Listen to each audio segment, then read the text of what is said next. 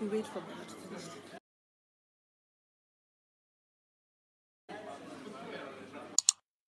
Okay, I'm ready. Okay. Baba is ready. Number one Kenya mzima, East Africa, mambo ni hapa, kila kitu ni tamu tamu, tamu tamu, tamu tamu zaidi. All of my listeners, my followers, we are here with Baba, His Excellency, former Prime Minister, Honorable Raila Odinga.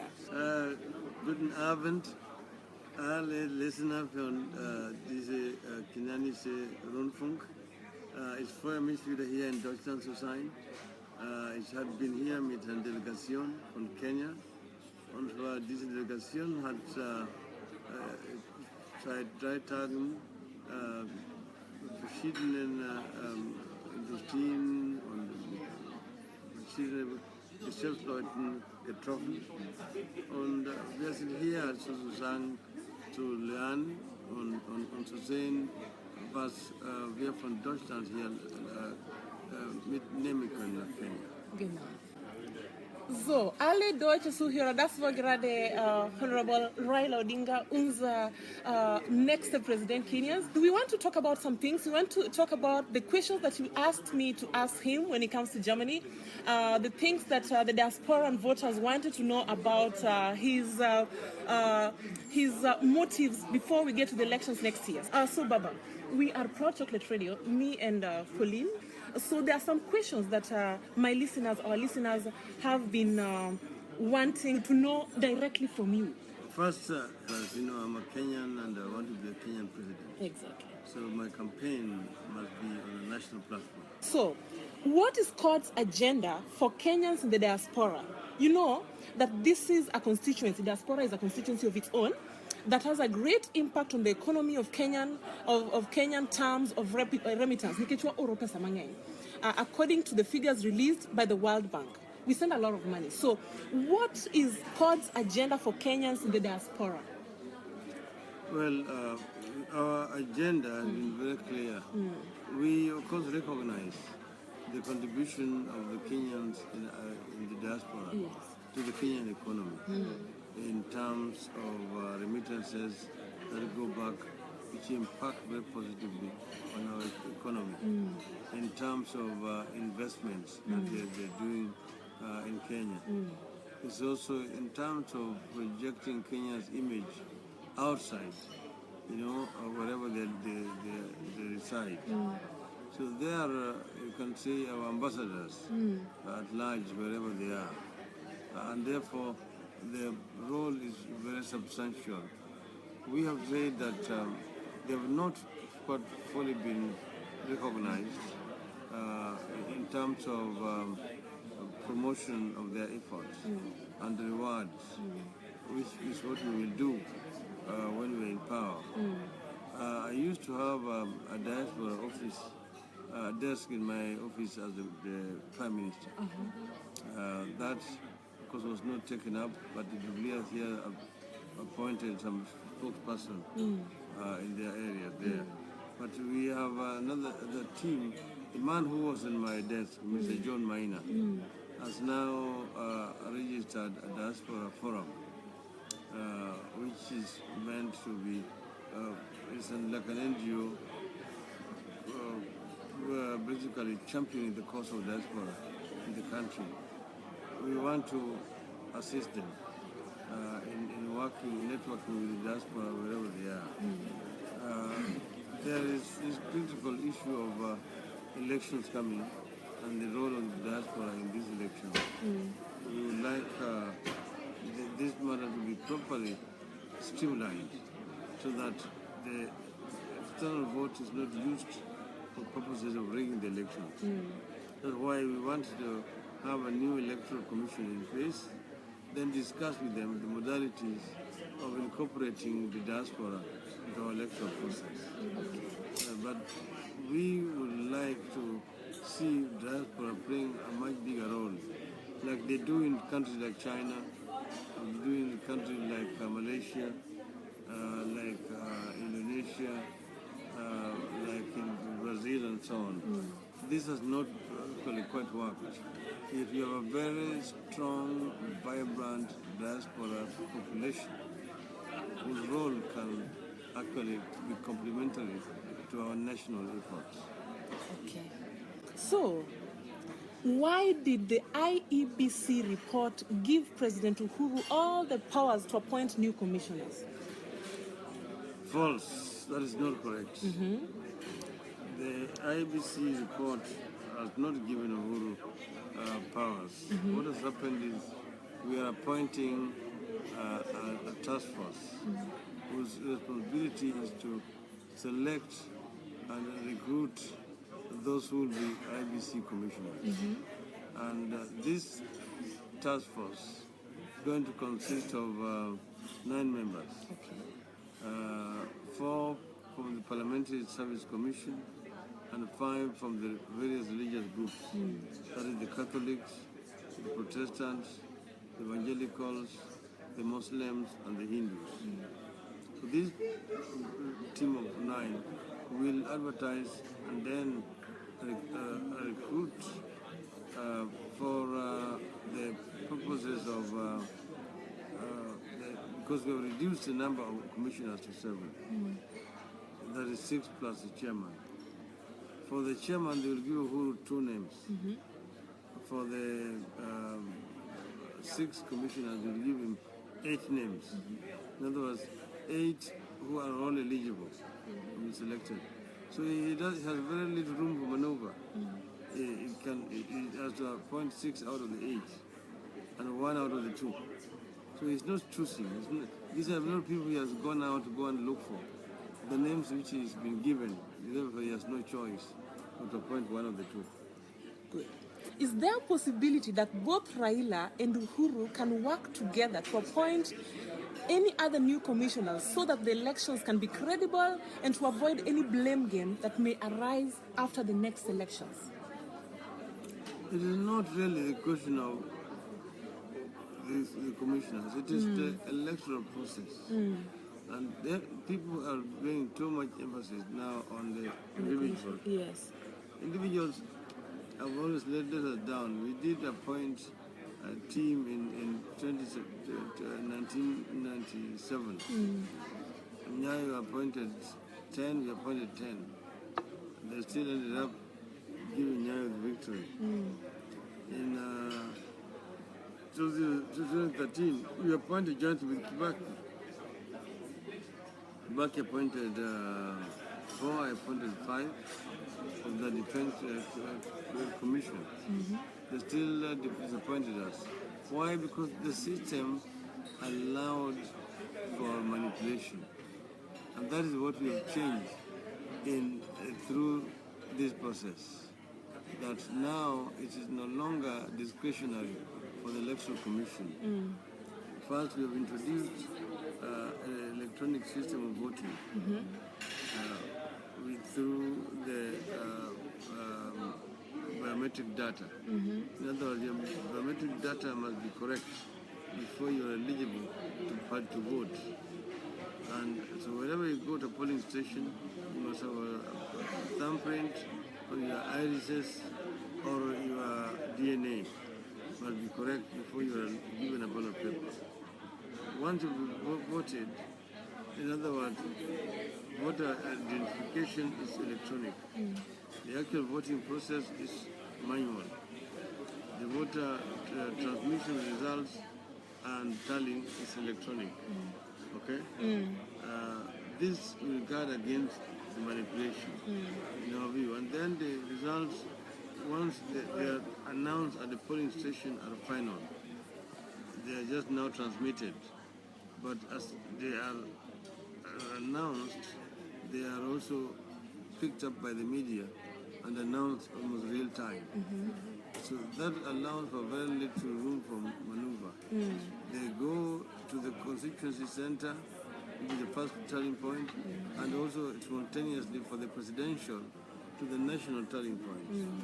So at the end, there is the sum total of what has come from the 290 constituencies must tally with what has been obtained by the National Tallying Center.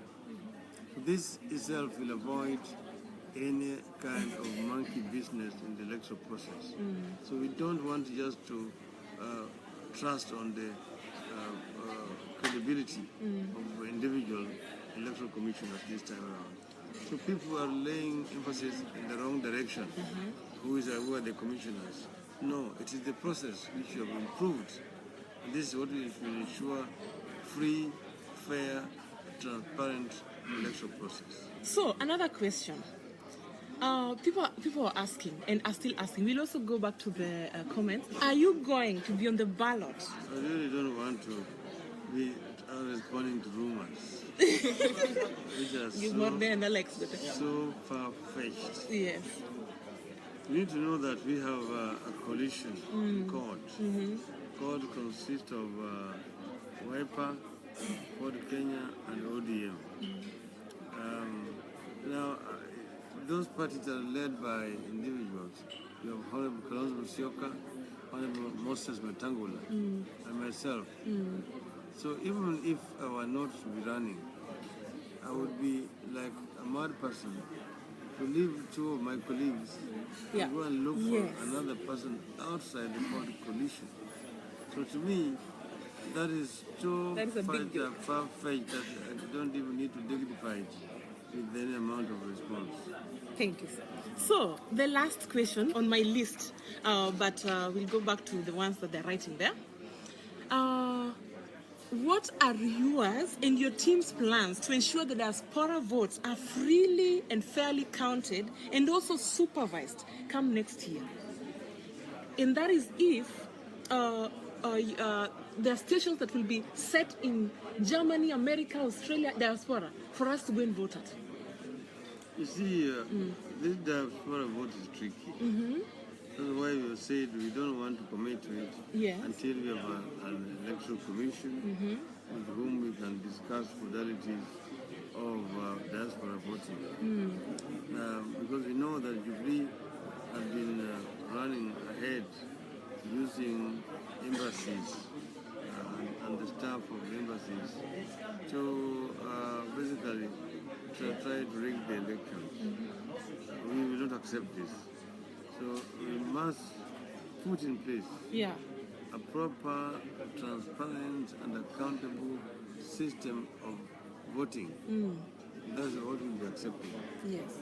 If that cannot be worked out, because then I'm afraid we will not accept it. We have a lot of Kenyans out there in diaspora, highly qualified, but not challenged enough to come home. We want to put more resources in research institutions to bring them up to speed, to be like state of the art, so that you can have our experts working in such high institutions like MIT, like Harvard, like Stanford, Berkeley, wherever, and they can come, just like the Chinese are doing. You have a number of Chinese experts who spend their time in American institutions, and every year or once a year they go back home to China. And that is what facilitates technological transfer between the US and China. That's how China has really improved and become really almost number one in the world. So we will do it. I just want to say that to respond that is something that we recognize that will be very beneficial. This is one of the reasons why we have also introduced dual citizenship. Yes. Because there are some institutions you cannot work in if you are not a citizen of those countries. Particularly highly risky areas where you are dealing with state-of-the-art technology. So now you can be a Kenyan and an American at the same time. You can be a Chinese, you can be a German, you can be a Japanese, you can be an Englishman, and so on and so forth. So we hope that this will help create confidence and an enabling environment for a more efficient usage of our experts who are right now living out of the country. Baba, let's look at the future. Amongst those young, vibrant leaders in ODM, Who do you see taking over the leadership and flying the flag due to the dedication and vision of Kenya? But we have got a variety. There are so many youth that now in our leadership in the party. And the leadership is never appointed. Yes, It just emerged. You've got people in court, very many of them. You see, you've got Joho, you've got Junet, you've got Ibadi, you've got Wandai, you've got Chaboso, you've got ODM has got leadership from all over the country. You're the face of the country in the party, and most of them are youthful.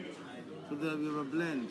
Because we need to bring the youth, which are coming with vibrancy and knowledge, and then you need also experience. So the two blend and complement each other. We have those who have been in the battle for a long time, and we have got the youth who have also just come in. So we are really a face of the country, and I don't think that succession is an issue at all. America diaspora votes have already been rigged. Remember, I said already, the Jubilee has been trying to do the rigging by using the embassies abroad. And the embassies have been giving people ID cards. So that they use this ID cards to vote.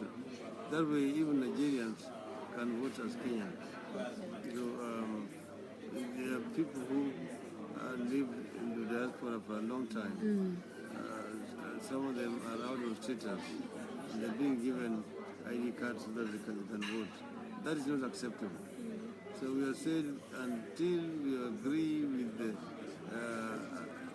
IEBC and modalities and eligibility of registration of voters, we will not accept it. We will not allow Jubilee to use the diaspora vote to do the rigging. We rather do without it and until such time that it will have been properly reviewed and checks and balances put in place. That's when we will allow diaspora voting. With the defections witnessed in the party, a good section of your former loyal, vibrant leaders like Honorable Ababu now clearly 1 foot out. How do you hope to uproot these individuals, and how is the party hoping to regain trust to ensure you retain and add more seats during elections? You need to know that politics is dynamic and keeps on changing. You cannot hold people by force in a party. If somebody feels that he wants to make a move, there's very little that you can do. You can't force people in a multi-party system to take a walk.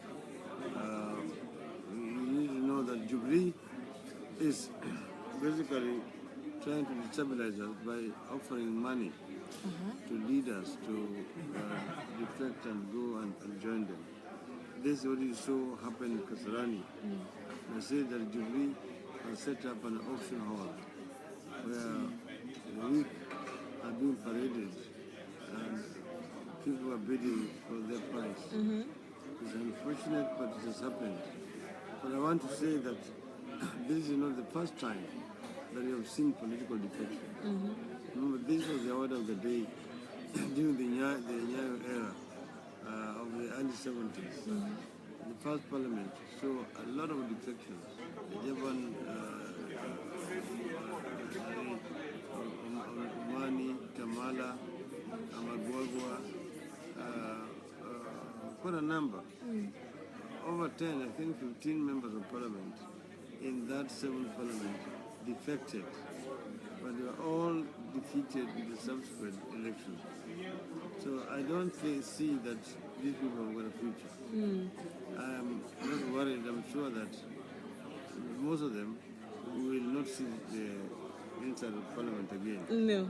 So you can call it good riddance or bad rubbish. Yeah.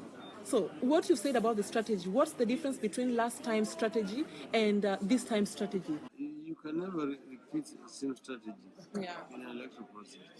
Because circumstances change. Many things change in an electoral situation. Like you see, we're not using the same manifesto. We're not using the same strategy. The demographics have changed. The political setup, the environment has changed. So we are using different strategies, different tactics. But I would be a fool to begin to discuss my strategy. Exactly. Here on a public platform. Yeah. In conclusion, I want to say to Kenyans who are living abroad that Kenyans are at crossroads. They need to make a firm decision in order to be able to realize the Kenyan dream as coined in the founding documents of our nation, particularly in our national anthem, that God bless this land of ours, Kenya. Justice be our shield and defender. May we dwell in unity, Peace and liberty. Land to be found within our borders. This is realizable, but only if Kenyans are united, if Kenyans can move from the ethnic cocoons or compartments where they're being held hostage by politics of mediocrity, if they can move together as one people and unite in order to vote for a government that will bring the Kenyan people together, that will be able to unlock the potential of our country for faster socio-economic growth and development of our people. Long live you, Kenyans and abroad. Long live Kenya. Long live His Excellency, the next President of Kenya, Honorable Raila Odinga. Wamorko di baba, kawuono inyiso humility. Majo Kenya osebedo kaka jo diaspora. Ibiro mibet kodwa piny ka nyithindi miloso kodwa. Erokamano. Erokamano ahinya. Erokamano. Erokamano. Okay.